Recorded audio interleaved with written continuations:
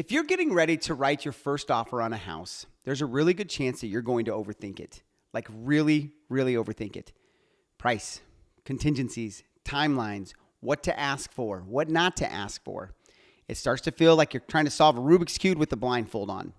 So let me simplify this for you, because today I'm going to save you from overthinking your first offer on a house. You're listening to the Houses and Spouses podcast with Ryan Hamilton. Ryan Hamilton is a real estate agent with Good Oak Real Estate and the heart behind the I Do Guru, helping people build strong foundations, both in their homes and in their marriages. Let's get into it. Welcome to season 2 of the Houses and Spouses podcast with Ryan Hamilton. I am Ryan Hamilton, local real estate agent here in the Phoenix and Tucson areas with Good Oak Real Estate, wedding officiant at the I Do Guru, and amongst other things. First of all, thank you to everyone that supported the podcast for the past 20 episodes that we aired for season 1.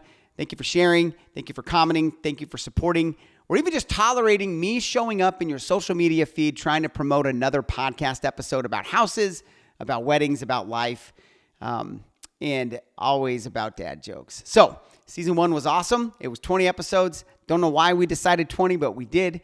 And as for season 2, we're leaning into something that I really care about. So we're going to talk a lot about community. You're going to hear more conversations with local business owners. You're going to hear more stories about the people and the places that make our community special.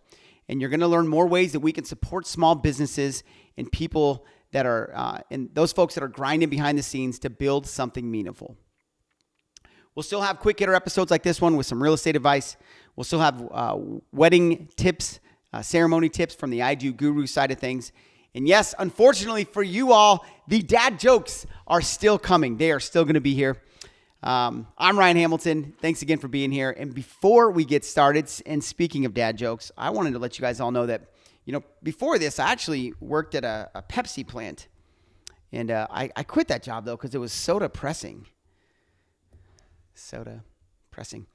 All right, let's talk about your first offer. Okay, most buyers think that their first offer on a house is about one thing. Just offer the most money and you're going to win. And that's not wrong necessarily, but it's also not right necessarily. There's more to this story. So let's break down what actually matters and what actually doesn't when you're doing your first offer here. So 3 points. Price. Point number 1 is price versus terms. So first of all, price matters. It absolutely does. Let's not act like it doesn't. But what a lot of buyers don't realize is that the highest price doesn't always win. I've seen sellers take a slightly lower offer because it felt cleaner and it felt easier and it felt more of a certain transaction, because every offer is a package deal. Okay? You're not offering just on price. You're offering a timeline. You're offering a certain level of risk. You're offering a certain level of stress. And if one offer is a little bit higher, but maybe it has some weird timelines, a bunch of weird demands, or feels like it's a little complicated, and another offer is straightforward and easy to understand, a lot of sellers are taking the clean one and leaving a little bit of money on the table in order to have a little bit more certainty. Because certainty is valuable. And honestly, once you've sold a few homes or even bought one, you start to realize something. People don't just want the best deal. They also want the least painful deal, especially if a seller has kids or pets or moving timelines and moving trucks, and they're changing jobs and their life is happening. Sometimes the smooth offer is going to provide them with comfort and stability, and sometimes that is going to win. So that's point number 1. Point number 2, inspection period strategy. So this is where the buyer sometimes accidentally creates tension before there even needs to be, or there even is a reason to create tension. The inspection period is there to protect you. Use it. Absolutely use it. But it's not there to scare the seller into thinking that every outlet cover and loose doorknob is about to become a 5-alarm emergency. You're not buying a perfect house. You're buying a house that the inspection period allows you to understand. So you're buying a house you understand. That's a huge difference. And one thing I always try and explain to buyers is this. Every house has something that will show up on an inspection report as something to kind of question or look a little bit deeper into. Even the beautiful remodeled ones. Even the $1 million homes, especially the $1 million homes. Even the houses that you walk in and you think like, oh man, this is the one. There's still going to be something in that inspection report. And That doesn't mean you panic. It means you evaluate. It means you decide if there's something that's in that inspection report that you simply can't live with unless it's addressed. So when we write an offer, we don't need to come in aggressive right away, acting like we're preparing for battle, because sellers can feel that energy immediately. And then they start thinking, this deal is going to be exhausting. Instead, we approach it reasonably. We do our due diligence. We inspect the home carefully. We focus on legitimate concerns. And then we handle things like adults that actually want the transaction to work. And that is a crazy concept these days, I know, but it is a true one. So that's point number 2. And point number 3, seller psychology. And honestly, this part might matter more than anything else. And it's focusing on seller psychology.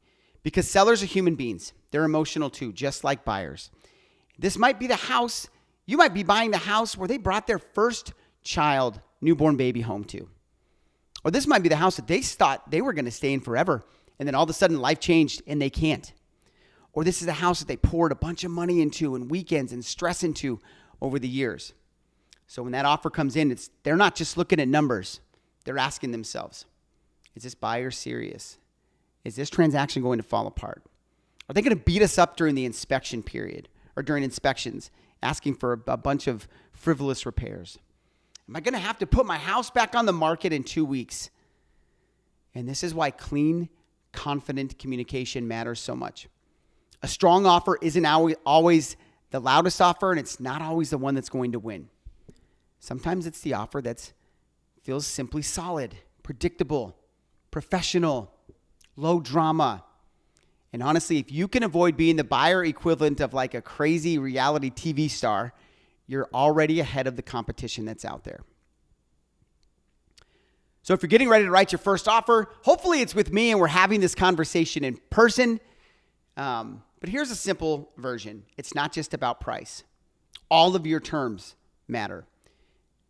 That's the first thing. The second thing, the inspection period is there to protect you.